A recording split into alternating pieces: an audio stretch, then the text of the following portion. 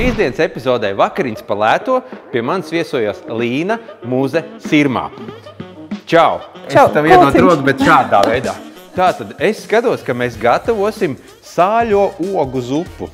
Tā es vēl neesmu dzirdējis, ka kāds viņu iepazīstina šādi, bet jā, tā arī ir, un tā ir viena no manām mīļākajām zupām, un tieši ir pienācis rudens, un kāpēc? Bet ko es no savas puses gribētu pielikt vai receptei, kad varbūt pasniedzam šoreiz nevis kā klasiski ar kaut kādiem grauzdiņiem vai vēl ar ko, bet ar bulguru varbūt. Tas būs kaut kas jauns, jā. Klausies, skatos, tu esi savainojies roku un tagad esi krēle, varētu teikt. Ko tu varēsi man palīdzēt šī variantā? Godīgi, es taisu 3 ēdienus dienā, tā ka es varu ar visu tik galā, tāpēc šī nebūs problēma, bet es noteikti šodien tev palīdzēšu ar mizošanu, un es varu maisīt, kā arī pieturēt vāku. Es parasti nolieku šādi, nevajag pieturēt, bet tu varēsi pieturēt. Okay. Es domāju, sīpolu varētu nomizot, es nezinu, kā tev tas izdosies, bet tu taču biji olimpiādē. Jā, man sanāca ar lielu mizu nomizot. Nekas. Man aizies šeit kaut kādas 4 droši vien, kad ķiplok daiviņas. Nu labi, turpinot par to. Jā, es teiktu viena no skaistākajām olimpiādēm. Protams, tas, ko mēs vienmēr kā sportisti gribam sasniegt, tas ir noteikti tā ir medaļa. Bet tā otra lieta vienmēr, kad es braucu pie bērniem, tad es arī minu to, ka nevienmēr arī izdosies. Jo uz tām 3 medaļām ir pasaulē 100 sportisti, ja ne vēl vairāk, kuri viņu grib. Un tāpēc es bērniem vienmēr saku, ka galvenais ir izbaudīt to ceļu. Un, ja izdodās izcīnīt tā medaļa, tas ir lieliski, bet galvenais ir tomēr kļūt par labiem cilvēkiem. Jo sports ir tā viena lieta, kas palīdz tieši personībā, un tāpēc arī es nebaidos no traumām, es nebaidos arī no zaudējumiem un uzvarām, jo tas kaut ko mums iemāca. Bet sports, kad tev tas ienāca dzīvē? Jā, ņemot vērā, ka es jau agrā bērnībā jau strādāju laukos, sanāk tie visi lauku darbi, tad ejot tuvāk skolai un 1. klasītei, tad 1. klasītei man tika visi Tom un Jerry diplomi, tāpēc, ka es gan lecu tālāk, gan metu bumbiņu tālāk, gan skrēju ātrāk, un tā arī esmu šeit.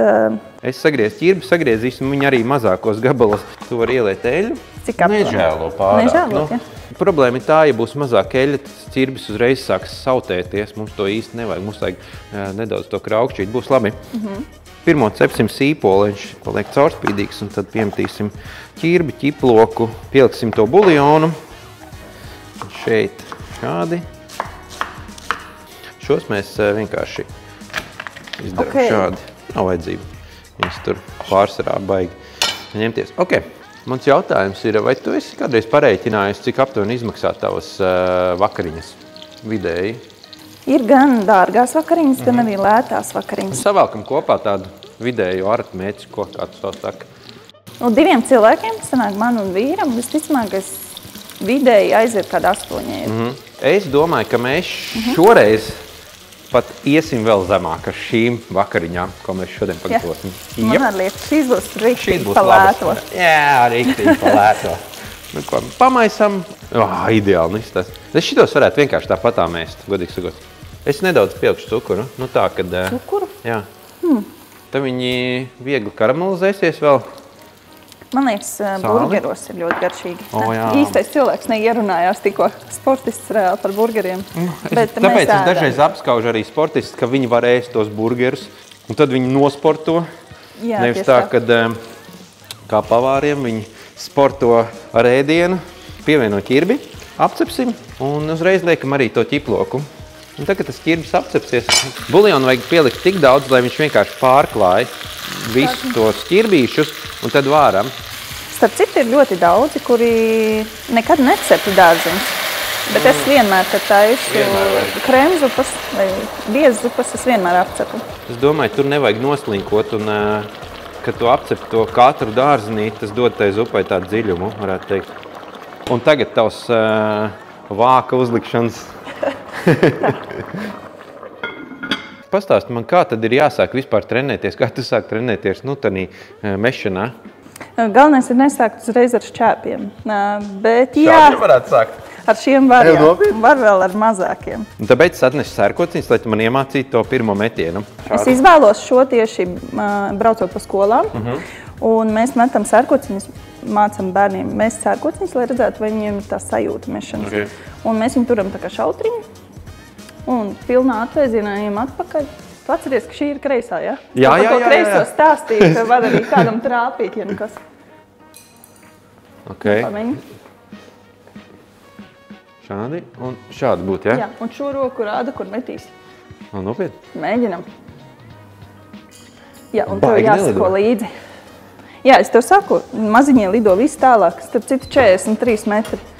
Es to buljoniņu pielieku atkal un liksim iekšā bulguru. Un tā, ka tev ir talants pacelt vāku, tad tagad to daram un pārbaudam to ķirbīt, vai viņš ir pajūtas. Reskaties, redzi, čiks, jūks mukārā.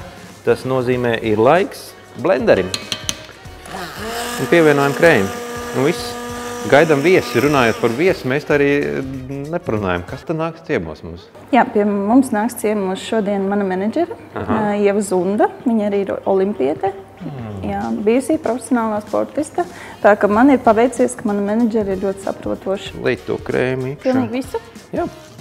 Mēs jau taisām vairāk nekā uz 2 porcijām. Es nemaz īstenībā nevaru uztaisīt uz 2 porcijām ķirbi zupu. Kaut kā, jā, bulgurs arī mums izvārījās. Pasniegsim ar šo kopā, būs beig forši. Paldies tev, kad paciemojies Gardēžu virtuvē. Novēlu tev ātrāk sadzīt visam un turpināt savu sportistas karjeru līdz nākamajiem panākumiem. Paldies tev liels. Nu, labu apetīti. Ieva, paldies tev liels, ka tu atnāci. Nevienmēr man izdodās pateikties tev par to, ko tu manā labā dari ikdienā.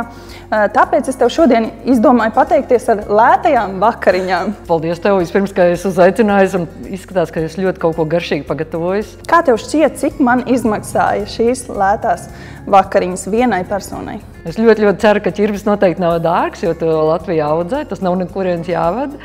Bet es nezinu, kādas ir ķirbim cenas. Mums šobrīd, ja tās būtu sacensības, tad es visticamākais uzvarētu. Tajā, cik lētas viņas ir. Jā, cik devās visi pērk. Man šķīvis varbūt, es teiktu, 2–3 eiro. Nē, tas jau būtu pa dārgo, bet tas ir, šeit mēs redzam zem 1 eiro.